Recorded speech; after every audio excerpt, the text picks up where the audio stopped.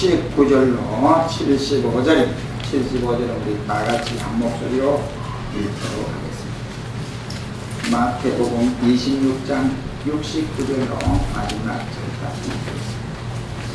베드로가 바깥들에 앉았더니 한 비자가 나와 가로되 너도 갈릴리 사람 예수와 함께 있었도다 하거늘 베드로가 모든 사람 앞에서 부인하여 가로되 나는 내 말하는 것이 무엇인지 알지 못하겠노라 하며 앞문까지 나아가니 다른 비자가 저를 보고 거기 있는 사람들에게 말하되 이 사람은 나사렛 예수와 함께 있었도다 하며 베드로가 맹세하고 또 부인하여 가로되 내가 그 사람을 알지 못하노라 하더라. 조금 후에 곁에 섰던 사람들이 나와 베드로에게 이르되 너도 진실로 그 당이라 내 말소리가 너를 표명한다 하거늘 저가 저주하며 맹세하여 가로되 내가 그 사람을 알지 못하노라 하니 닭이 곧 울더라. 75절입니다. 이에 베드로가 예수의 말씀에 따르기 전에 내가 세 번 나를 부인하리라 하심이 생각나서 밖에 나가서 심히 통곡하니라. 아멘. 하나님의 찬양으로 영광을 돌리겠습니다.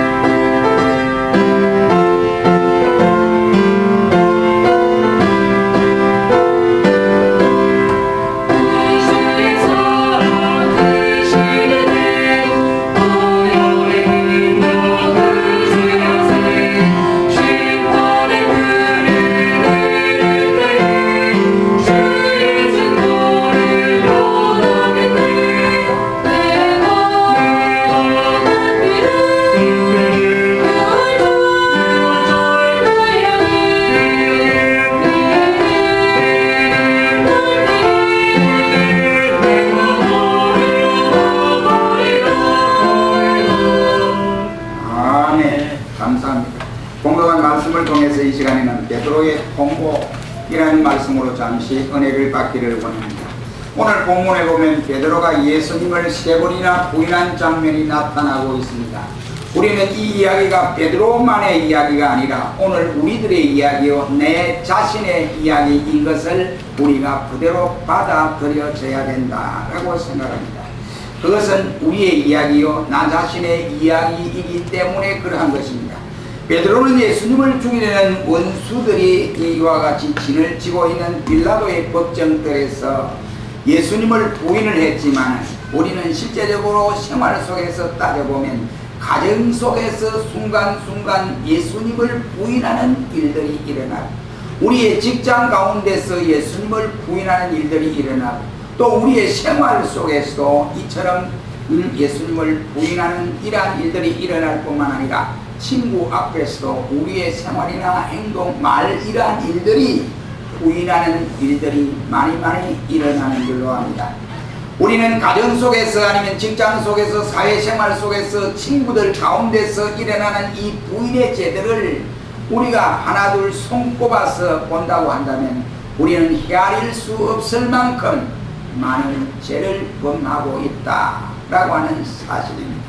우리는 비록 베드로가 3번 주님을 부인했지만은, 그러나 우리는 수십 번 수만 번의 이와 같은 주님을 부인하는 삶을 살아오고 있지 않았던가 생각을 합니다. 주님은 이와 같은 이 주님의 이와 같은 고생, 고통, 이러한 일들을 우리가 바라볼 때마다 한 가지, 두 가지, 세 가지 이렇게 손을 꼽아서 셀 수는 없는 일입니다. 오늘 본문 67절 말씀에 보면 예수님의 얼굴에 군병들이 침을 뱉고 그리고 주먹으로 치고 손바닥으로 때렸다 라고 말씀을 하고 있습니다. 침을 뱉었다는 말은 메시아인 예수님을 멸시했다는 말이요, 또 여기에 주먹으로 쳤다는 말은 인권을 유린했다는 말이고, 손바닥으로 쳤다는 말은 그 하나님의 아들을 조롱하는 이와 같은 내용이었다라고 할 수 있습니다. 68절에 보면 너를 친 자가 누구냐 한번 맞춰보아라 고까지 저들이 이와 같이 기롱을 했습니다. 그러나 그때 주님은 그들의 말을 이와 같이 받아들여서 대답을 한 것이 아니라 주님은 묵묵히 침묵하고 있었다는 사실입니다. 주님은 어떤 조롱에도, 주님은 어떤 멸시와 희롱에도 항변하거나 반응을 보이지 아니했습니다. 그러나 주님께서 저 로마 군병들의 희롱이나 이와 같이 조롱이란 것보다 더 엄청난 괴로움은 바로 두 제자들이 주님을 배반했다라고 하는 데 있습니다. 두 사람은 모두 예수님을 3년씩이나 따라다녔던, 수행했던 제자들이었습니다. 병고침을 받고 빵을 얻기 위해서 먹는 문제를 해결하기 위해서 찾아왔던 사람, 기적을 베푸는 모습을 바라보았던 유대 민중들의 배신이나 조롱에 대해서는 예수님이 1절 성경에 말한 법이 없습니다. 너희가 나를 그렇게 많이 따라다니다가 내가 고난을 받을 때 너희 다 어디 갔느냐? 야 너희 뭐하느냐? 시장에 있느냐? 아니면 어디 가느냐? 이렇게 예수님이 말한 적이 없습니다. 그러나 그만큼 이 두 사람에 대한 배신, 이것은 너무나 컸다라고 하는 사실이요, 주님의 마음에 깊은 상처가 입혀졌다는 말이 되겠습니다. 베드로에게는 미리 예수님께서 말하기를 너는 오늘 밤 달 울기 전에 네가 나를 3번 부인한다 라고 말을 해줬고, 가룟 유다에게는 성만찬식장에서 마지막으로 나와 함께 떡을 손에 든 자, 떼는 자가 나를 팔리라. 그 자는 아예 이 세상에 나지 아니했으면 좋을 뻔했다 라고 유다에게 마지막 경고를 해주었습니다. 주님에 의해서 불량배들이나 아니면 군중들이 가했던 매질이나 굴욕보다도 이 두 사람의 배신은 더욱 마음이 아픈 이와 같은 모습이었다는 사실입니다. 더욱이 베드로의 배신은 견디기 어려운 배신이라고 할 수가 있습니다. 그 이유는 예수님이 베드로를 사랑했고 신임을 했기 때문에, 그리고 수제자로 이와 같이 여겼기 때문에 그랬습니다. 그러므로 베드로에게 이와 같이 이 주님이 쏟은 그 사랑을 보면, 이 베드로가 지금 빌라도 법정에서 이 예수 당이지 하니까 베드로의 입막 열을 올리면서 그 특유의 갈릴리 의조로 말을 하면서 입에서 춤이 툭툭 튀어나올 정도로 난 모르다니까요, 모르는데 왜 그러느냐고, 나 그 사람이 누군지 모른다고 예수님을 3번이나 부인했으며 마지막에는 그는 저주까지 예수님 모른다고 이렇게 부인하고 말았습니다. 주님은 그때에 그 소리를 똑똑하게 듣고 그 모습을 똑똑하게 지켜보고 있었습니다. 사랑하고 기대했던 사람의 배신은 원수들이 공격하는 그 공격보다도 너무너무 가슴에 상처를 많이 남겨둡니다. 어떤 대학생입니다. 4년대 대학을 공부를 하면서, 자신도 공부를 하면서 애인에게 학비를 대주면서 그 애인이 이제 자기보다 조금 학년이 높아요. 자기는 4학년 때 졸업하게 됐어요. 그런데 둘이가 공부를 하면서 열심으로 학비를 대고 또 그 남편 될 사람의 어머니, 홀어머니를 아르바이트를 통해서 먹으면서 또 생활을 유지하면서 미국에 있는 장차 신랑이 될, 남편이 될 이 사람에게 학비를 보태주기로 했습니다. 그런데 웬걸요? 이 그 남편 될 사람이 하숙을 마치고 나니까 미국에서 다른 여자와 결혼을 했습니다. 소위 말해서 이 여자는 버림을 받았다는 사실, 학비까지 다 못되고 오늘 어머니까지 모시는 이 상황에서 이 여인이 받은 상처는 이루 말할 수 없었습니다. 그래서 이 여인도 이제 졸업을 했습니다. 졸업을 하고 하는 말이 배신감이라고 하는 것이 어떠느냐, 배신감을 느끼지 못한 사람, 배신감을 당해보지 못한 사람은 배신이라는 말을 쓸 수가 없다라고 했습니다. 얼마나 배신감이 컸더라면 이러한 말을 했습니다. 배신이라고 하는 것이 우리의 마음 전체의 모든 문제를 뒤흔들어 놓습니다. 온통 상처투성이로 만들어버리는 모습을 볼 수가 있습니다. 베드로는 빌라도 걱정해서 큰 소리로 갈릴리 사투리의 그 특이한 의저로 섞어가면서 예수님을 부인한 모습을 볼 수 있습니다. 그러니까 죽어도 주님과 같이 죽고 살아도 주님과 같이 살고 다른 제자들이 다 주를 버리고 도망을 갈지라도 나만은 끝까지 주님을 따르겠습니다 라고 큰 소리 쳤던 이 베드로의 말은 바로 허구성에 지나지 않는 모습을 볼 수 있습니다. 우리는 여기서 한 인간의 연약한 존재를, 또 한 인간이 실패할 모습을 우리가 바라볼 수가 있게 됩니다. 그리고 그 누구라도 위험에 직면하게 되면 베드로처럼 될 수 있다고 하는 불행한 가능성을 발견할 수가 있게 됩니다. 우리 한문에 보면 조변석계라는 말이 있습니다. 이 말은 무슨 말인가 하니 모두가 이와 같이 순간순간마다 내가 바르게 살아간다, 내가 정신을 똑바로 이렇게 차리고 살아간다 해놓고는 그만 살짝 변하는 거예요. 언제 변하는 거예요. 그래서 조변석계라고 말을 합니다. 왜 흔히들 말하기를 조석변이라는 이런 말도 쓰기도 하는 것입니다. 이렇게 되는 것이 자기가 뉘우치고 또 뉘우친 것을 가지고 다시는 그 잘못된 것을 걸어가지 않아야 되는데 뉘우친 상태에서 다시 그 일을 번복하는, 룰을 범하는 것이 바로 우리가 말하는 조변석계라는 단어라고 할 수가 있습니다. 예수님을 3번이나 당돌하게 부인했던 베드로가 어떻게 그러면 초대 교회의 위대한 지도자가 될 수 있으며 예수님의 12사도 가운데 대사도가 그러면 될 수가 있었느냐 하는 것입니다. 우리는 그 이유를 오늘 본문 75절에서 찾을 수 있습니다. 마지막 75절 한번 읽어봅니다. 시작. 이에 베드로가 예수의 말씀에 답을 울기 전에 내가 3번 나를 부인하리라 하시니 생각나서 밖에 나가서 심히 공고하니라 그 말씀을 했습니다. 오늘 본문 75절이 없었더라고 한다면 베드로는 초대교회의 위대한 지도자가 될 수가 없을 것이고 예수님에게 다시 신임받는 수제자가 될 수가 없었을 것입니다. 그는 다른 유다나 다름없는 존재가 되고 말았을 것입니다.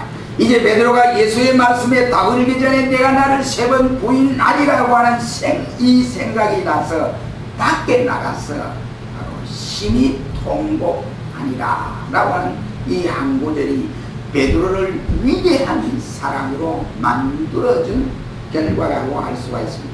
우리는 75절 속에서 이 베드로의 3가지 행동을 발견함에 동안에요. 이 시간 우리가 베드로의 통곡이라는 말씀으로 잠시 은혜를 받기를 원합니다. 첫째로 그가 생각이 났다라고 말씀을 하고 있습니다. 여러분, 생각이 나는 이것이 가장 중요한 거예요.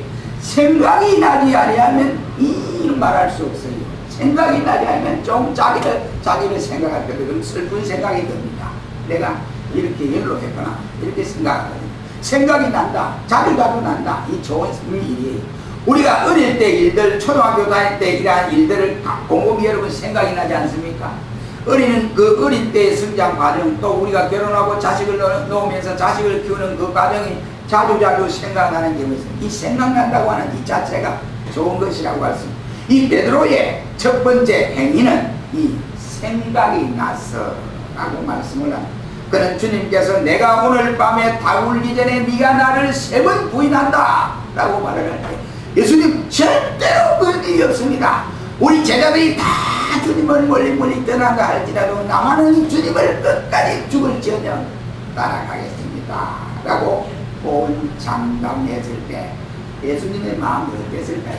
이 베드로의 앞과 뒤 미래사를 다 알고 계신 예수님이 네가 물어봐도 근데 나를 부인할 그날이 올 것이다.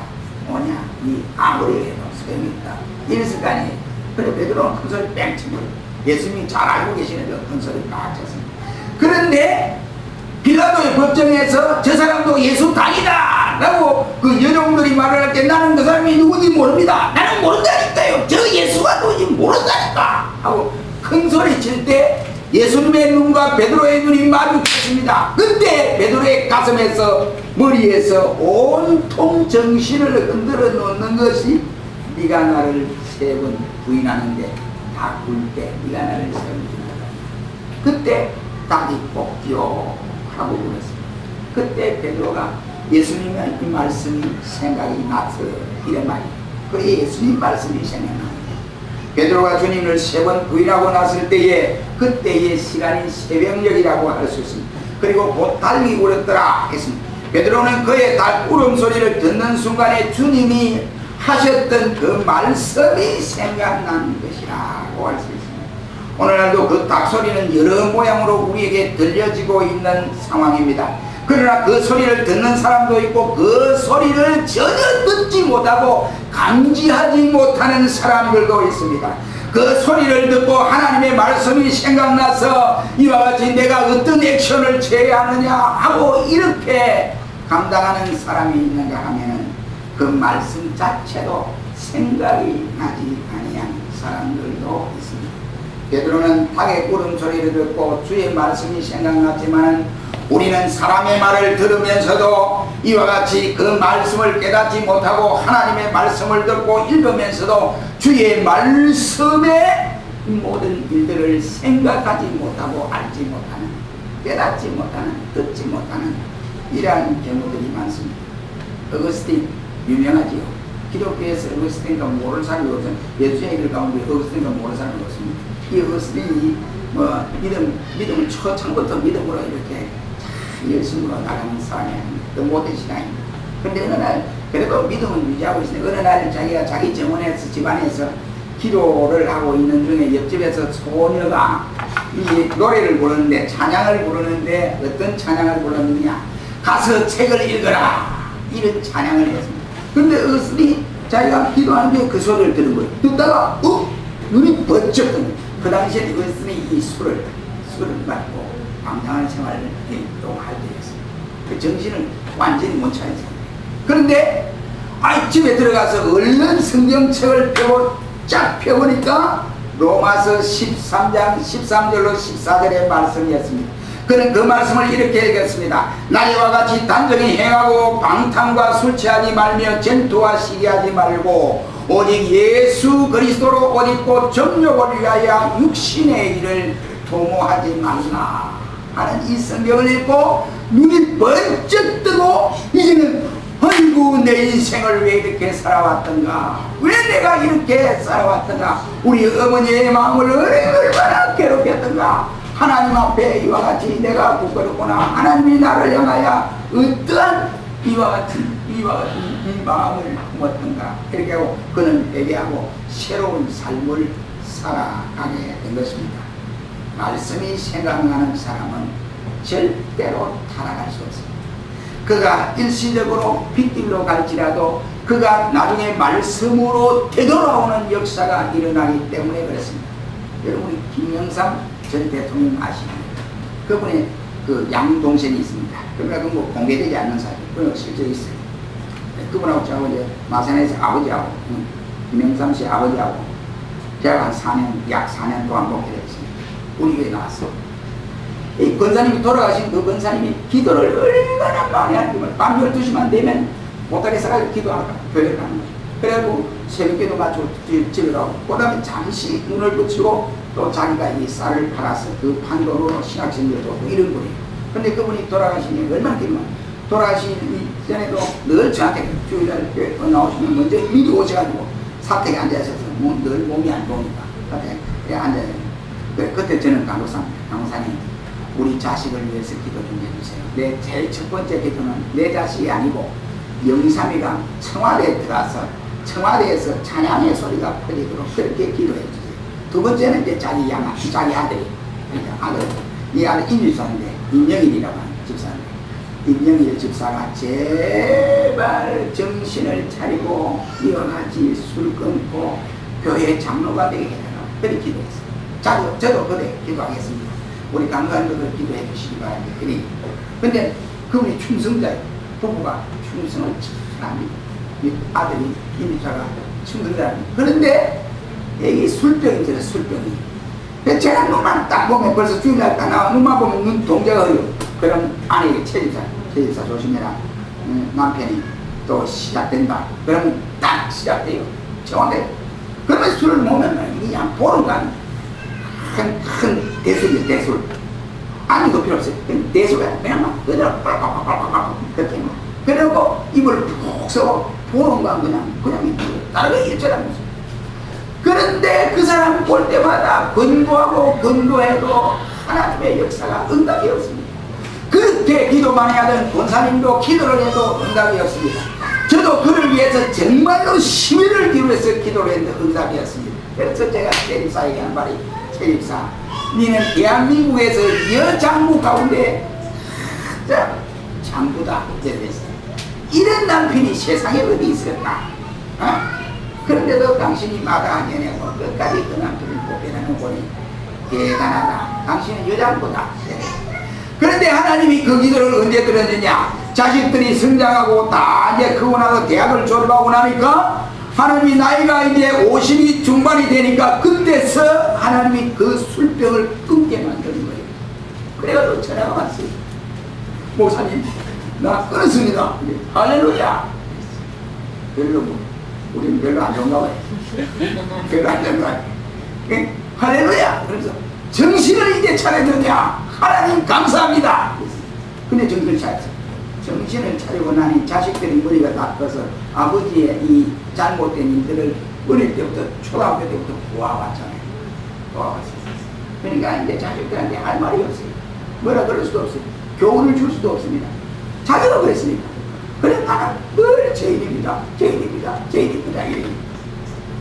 하나님이 하시면 무엇이든지 감당할 수 있다 이 말이에요. 비록 여러분의 자녀가 지금 빗길로 가고 엉뚱한 길로 가고 이래 가더라도 여러분이 하나님 앞에 매달리고 기도를 하면 하나님의 성령이 그 마음 가운데 역사하여 그의 아이들에게 아니면 그 여러분이 대상하는 대상자들이 나중에 하나님의 말씀이 문득 생각하면서 베드로처럼 정신을 바짝 차리게 됩니다.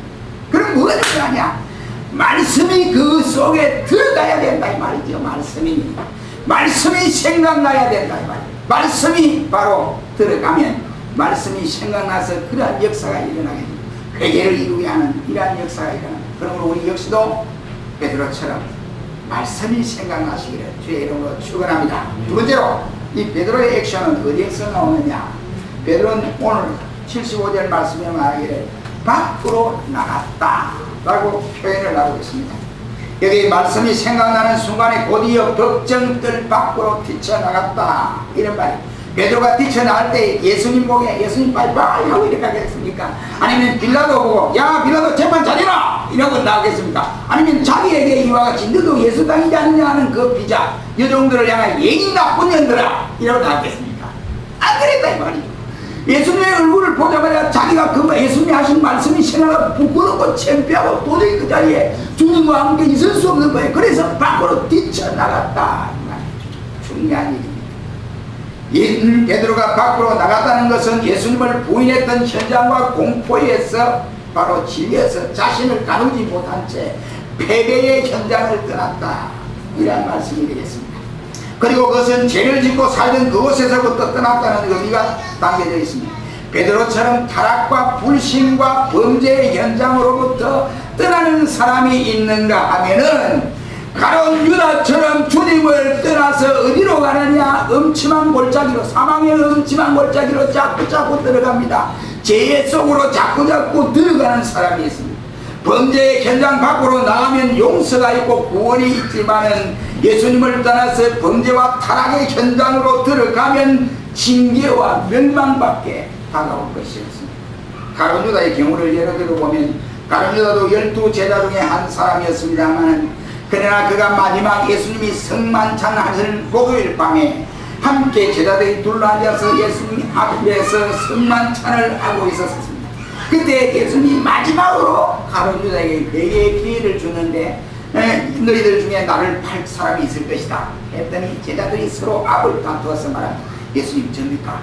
베드로도 예수님 접니까? 혹시 내가 정신을 못 차려도 예수님 팔아먹는 그런 장본인입니까? 하고 제자들이 다 앞을 다투어 주님을 향하여 머리를 내밀면서 이야기를 했습니다. 그때 이 가룟 유다는 사단이 그 속에 들어갔습니다. 안 그렇지 하고 자기도 안 먹기는 거예요. 예수님 저도 거기에 속합니까? 이랬습니다. 그러니까 예수님이 보니까 이랬잖아요. 그러니까 딱 집어서 하는 말이 지금 나와 함께 떡을 가지고 있는 그가 나를 팔 사람이다. 뚝뚝 누가 아무도 안 가리는데 가룟 유다만 손에 떡을 딱 쥐고 있습니다. 그럼 누구요? 누구요? 베드로입니까? 누구죠? 그 소리 이야기했어요. 누구죠? 가룟 유다예요. 가룟 유다. 다른 제자들은 떡을 안 가지는데 그러니까 이 가룟 유다만 떡을 딱 쥐고 있었거든요. 그러니까 예수님이 나와 함께 떡을 가진 그가 나를 팔자니라. 그는 차라리 이 세상에 안 났으면 좋을 뻔했다 라고 말씀을 해 주었습니다. 베드로는 악의 소굴을 떠나서 회개의 자리로 나갔고 가룟 유다는 주님이 베푼 만찬석을 떠나서 타락의 길로 갔습니다. 그 결과 베드로는 위대한 사도가 되었고 가룟 유다는 목매어 자살을 하고 말았습니다. 예수 밖으로 나가지 말아야 한다는 것을 우리에게 교훈해 주고 있습니다. 그리고 어서 빨리 죄악의 현장에서 밖으로 뛰쳐나가야 된다 이런 말입니다. 더 이상 머물렀다가는 우리에게 멸망이 초래될 것밖에 없습니다. 악의 속으로 더 깊숙이 빠져들어가게 되어 있습니다. 그러므로 우리는 이 장소에서 벗어나야 돼요. 여러분 우리가 물에 빠지면 말이죠. 물에 빠질 때 그 물이 이렇게 회리 바람처럼 이렇게 이 바닥을 파지 않는 상태에는 물이 고요하게 흘러가는데 중간에 이제 포크레인으로 어떻게 이렇게 채취를 한다고 이렇게 파는 그 웅덩이 되잖아요. 그럼 물이 내려가다 거기에는 휙휙 옵니다. 거기 빠지면 못 나와요. 그럼 어떻게 나오느냐? 이 수영하는 원한으로 빠지면 100% 수영 잘하는 사람도 그 정신을 못 찾는 중입니다. 그럴 때 그 돌 때 어떻게 빠져나오느냐? 깊숙이 다이빙을 해가지고 밑에서 바닥에서 쫙 빠져나와야 그 휙 도는 데서 빠져나올 수 있어요. 안 그러면 그 사람 죽어요.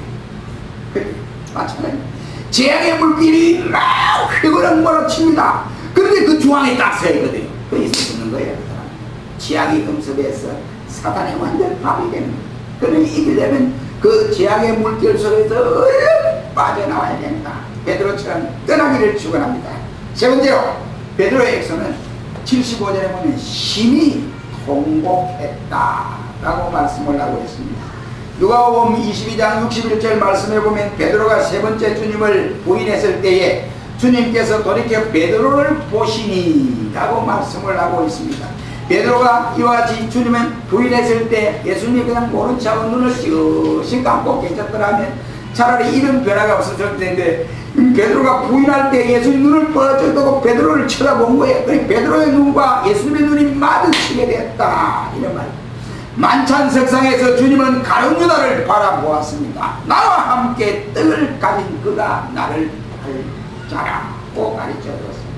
그리고 가룟 유다는 회개하지를 아니했습니다.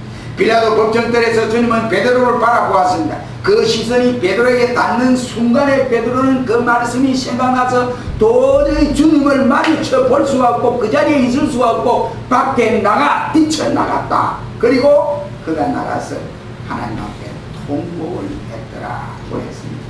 중요한 것은 통곡을 한 데 있습니다. 칼빈은 베드로가 이렇게 통곡한 이 사실을 주석하기를 사람들의 눈길을 피하여 하나님과 천사를 바라보면서 흘린 눈물이었다 라고 표현했습니다. 그 눈물은 마음속 깊은 곳에서부터 솟아오르는 회개의 눈물이었다고 표현을 하고 있습니다. 어떤 주경학자는 말하기를 베드로의 통곡은 대장부의 통곡이었다 라고 합니다. 철저한 회개의 통곡이었다라고 주석을 했습니다. 만일 베드로의 통곡이 단순한 눈물이었다면 아니면 감상적인 눈물이었다고 한다면 그는 이와 같이 자신을 주님 앞에 진정 통곡하는 일은 없었을 것입니다. 여기 통이라는 말은 부서뜨리다, 어그러뜨리다 이런 내용입니다. 그렇다고 한다면 여기에 이와 같이 통해는 뭘 말하느냐? 나 자신을 부스러뜨리고 어그러뜨리는 장면을 일러서 통해, 바로 통곡이라는 말 같은 말을 사용하였습니다. 그래서 내가 부서지고 깨어지고 어그러뜨려질 때, 가루로 되어질 때 모든 일들이 해결되어지는 것입니다. 그가 하나님 앞에서 아예 나라고 하는 존재가, 덩어리가 그냥 살아있을 때, 그것은 아무리 입술로는 자기를 부인해도 그 실체가 없어지지 않는다는 주님의 진정한 제자가 될 수가 없다, 이런 말. 그렇게 자기를 부서뜨리고 어그러뜨리고 깨지고 이렇게 될 때에 하나님의 성령이 그를 통하여 그 마음을 다시 변화시켜서 새 사람으로 만들어 주시고, 그가 하나님 앞에 새로운 그릇으로 쓰임을 받게 됩니다. 바로 베드로의 영적 생명은 그것으로 끝나는 것이었는데, 그러나 통곡 때문에 베드로는 이렇게 위대한 사도가 될 수 있었습니다. 베드로의 이야기를 우리들의 이야기로 바꾸어 놓아야 됩니다. 베드로가 주님을 3번 부인했더만 우리는 3000번 아니면 3억 번 더 이상의 많은 부인을 해왔습니다. 입술로는 주님을 나의 구주라고 고백하면서도 실생활 가운데는 주님을 없는 두려움, 겁난, 두려움, 근심, 걱정, 모든 것들이 나를 응습함으로 내가 할 수 없는 자처럼 행동하는 것이 예수님을 부인하는 것이 아닙니다. 입술로는 주님을 시인하지만 내 마음속 한 곳에는 주님을 부인하는 죄를 범하고 있는 것이다. 그러므로 베드로가 주님을 3번 부인했다면 우리는 헤아릴 수 없을 만큼 많은 일들을 주님 앞에 부인해 왔습니다. 베드로는 원수들에게 에워싸인 공포 분위기 속에서 주님을 부인했지만 우리가 잘 살면서, 먹고 살면서 주님을 부인하고 있습니다. 베드로는 3년 동안 주님을 따라다니면서 사랑을 받고 살다가 주님을 부인했지만 우리는 예수 믿은 지 10년, 20년, 30년이나 예수님의 뒤를 쫄쫄 따라다니면서 믿는다고 하면서도 주님을 부인하는 이러한 경우들이 얼마나 많으냐. 우리가 은혜를 받고 사랑을 받았다고 이와 같이 말을 하면서도 주님을 부인합니다. 말로도 예수님을 부인하고 마음으로도 예수님을 부인했고 또 행실로도 예수님을 부인했습니다. 그래서 우리는 죽을 죄인이요 용서받지 못할 죄인인 것입니다. 만일 베드로가 그날 자신을 애워싸고 협박하는 일당들을 두려워하고 무서워했던 것처럼 하나님을 바라보고 두려워했더라면 그러한 실수를 절대로 저질러지 않았을 것입니다. 우리의 잘못도 바로 여기에 있다고 생각을 합니다. 세상이나 권력이나 물질이나 유혹이나 시험을 두려워하는 것처럼 하나님을 두려워하고 산다고 한다면 절대로 하나님의 은혜의 그루에서 떠날 수가 없습니다. 오늘 우리는 조용하게 귀를 기울이고서 베드로의 신금을 울렸던 새벽달 소리를 들어야 됩니다. 이 소리가 닭 소리가 아니라 바로 하나님의 천례의 음성이다. 이런 주님의 말씀이 생각나야 합니다. 그리고 지금 당장 머물러 서서는 안 될 곳을 떠나서 밖으로 뛰쳐나가야 합니다. 그리고 통곡해야 합니다. 베드로처럼 타락의 장소로부터 떠날 수 있고 가룟유다처럼 주님의 품으로부터 떠날 수 있습니다. 그러나 우리가 사는 길은 죄로부터 떠나 주님께로 돌아서야 하는 길입니다. 지금 이 시간 주님은 자비로운 시선으로 우리를 바라보고 계십니다. 칼빈은 주님의 시선을 가리켜서 우리의 마음을 꿰뚫는 성령의 은밀한 능력을 동반하는 눈길이라고 표현을 했습니다. 주님의 그 눈길을 바라보면서 내게 주신 말씀을 생각합시다. 그리고 지금 밖으로 나가서 통회합시다. 나를 깨우치듯 새로운 존재, 거듭난 존재로 하나님이 태어나게 하십니다. 우리는 대장부 베드로의 통곡 소리에 귀를 기울이시기를 바랍니다. 그리고 우리들도 베드로처럼 통곡하는 사람들이 되시기를 주의 이름으로 축원합니다. 우리 이 시간에 1분 동안 통성으로 베드로의 통곡 소리를 기억하면서 말씀이 생각나서 밖으로 뛰쳐나가서 심히 통곡했다 하는 이 베드로의 모습이 내 모습으로 이와 같이 고백하는 이 시간, 우리 한 1분간 주여 합창하고 통성으로 기도하겠습니다.